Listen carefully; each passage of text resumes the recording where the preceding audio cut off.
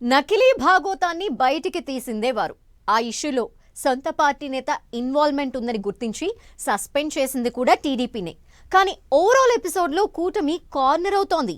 Opposition బాణాలు చంద్రబాబు సర్కార్కి గుచ్చుకున్నాయి.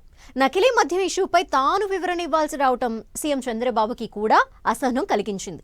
అందుకే నకిలీ లిక్కర్ దందా గుట్టుని రట్టు చేసేందుకు ఏకంగా సిట్ని ఏర్పాటు చేసిందట సర్కార్. మరోవైపు నకిలీ లిక్కర్ కేసు ప్రధాన నిందితుడు జనార్దన్ రావు సంచలన ఆరోపణలు చేయటం చర్చకి దారితీస్తోంది. వైసీపీ నేత మాజీ మంత్రి జోగి రమేష్ చెప్తేనే నకిలీ మద్యం తయారీ చేశానని అంటున్నారు. సిట్ అస్త్రం అందుకేనా? పూర్తి స్థాయి దర్యాప్తు జరిగితే బుక్కయ్యేదెవరు?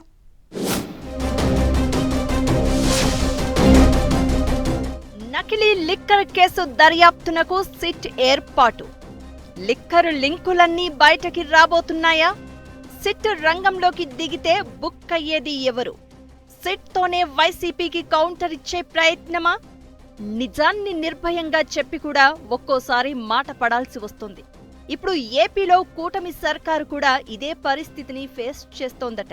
అసలు నకిలీ మద్యం గుట్టును రట్టు చేసి అరెస్టులు, దర్యాప్తులు చేస్తూ ఆఖరుకు సొంత పార్టీ నేతల ఇన్వాల్వ్మెంట్ ఉంటే సస్పెండ్ చేశామంటోంది టీడీపీ. అయినా తామే లిక్కర్ దందా చేయిస్తున్నట్లుగా ఆరోపణలు ఎదుర్కోవాల్సి రావడం కూటమి సర్కారుకు ఇరిటేటింగ్ గా మారిందట. ఇదేంటి, ఇంత నిక్కచ్చిగా దర్యాప్తు చేయించి అధికారులపై యాక్షన్ తీసుకున్నప్పటికీ కూడా మనమే బద్నామవుతున్నామంటూ మదన పడుతోందట. నకిలీ మద్యంలో టీడీపీపై వస్తున్న ఆరోపణలకు సీఎం చంద్రబాబు ఆన్సర్ చెప్పాల్సి రావడం కూడా ఇబ్బందికరంగా మారిందట. ఆల్రెడీ తంబళ్లపల్లిలో జయచంద్రారెడ్డి అనే నేతను టీడీపీ సస్పెండ్ చేసింది. పైగా ఇంకా ఎవరైనా నకిలీ లిక్కర్ దందాలో ఉంటే అరెస్టులు చేయాలంటూ ఆదేశాలు కూడా ఇచ్చారు. అయినా కూడా వైసీపీ నిత్యం అలిగేషన్స్ చేస్తూ ఉండడం, దానికి టీడీపీ నేతలు రియాక్ట్ అవడమే కాదు, సీఎం చంద్రబాబు స్పందించాల్సిన సిచ్యువేషన్ క్రియేట్ అయింది. దీంతో సిట్ దర్యాప్తుతోనే అన్ని విమర్శలకు, ఆరోపణలకు చెక్ పెట్టాలని భావిస్తోందట కూటమి సర్కార్.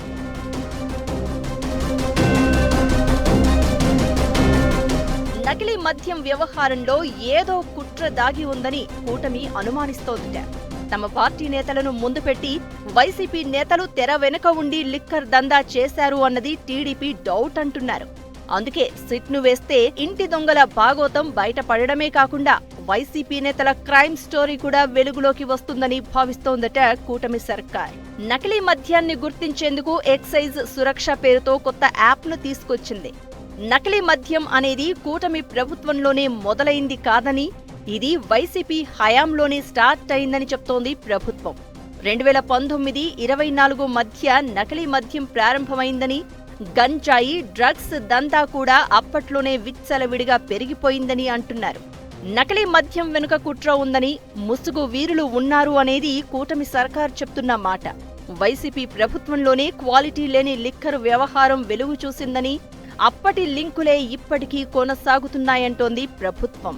నకిలీ మద్యం ఇష్యూలో లోతులోకి వెళ్లే కొద్దీ షాకింగ్ విషయాలు తెలుస్తున్నాయట. ఏకంగా ఆఫ్రికాలో నకిలీ మద్యం తయారు నేర్చుకుని దానిని ఏపీలో అమలు చేయాలని చూస్తున్నారు అంటోంది కూటమి ప్రభుత్వం.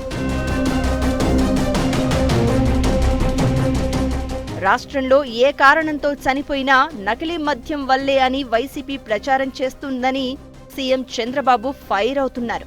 రాష్ట్రంలో భయం, అలజడి సృష్టించి ప్రభుత్వం విఫలమైందనే ముద్ర వేయాలనే కుట్ర చేస్తున్నారని ఆగ్రహం వ్యక్తం చేస్తున్నారు.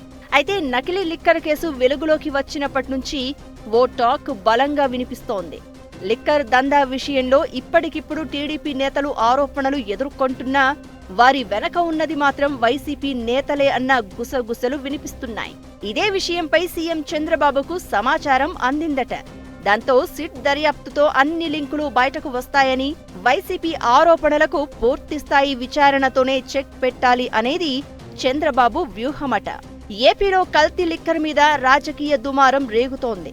వాడవాడలా ఏకంగా దుకాణాలను తెరిచి మరీ కల్తీ మద్యాన్ని అమ్ముతున్నారని వైసీపీ విమర్శిస్తోంది.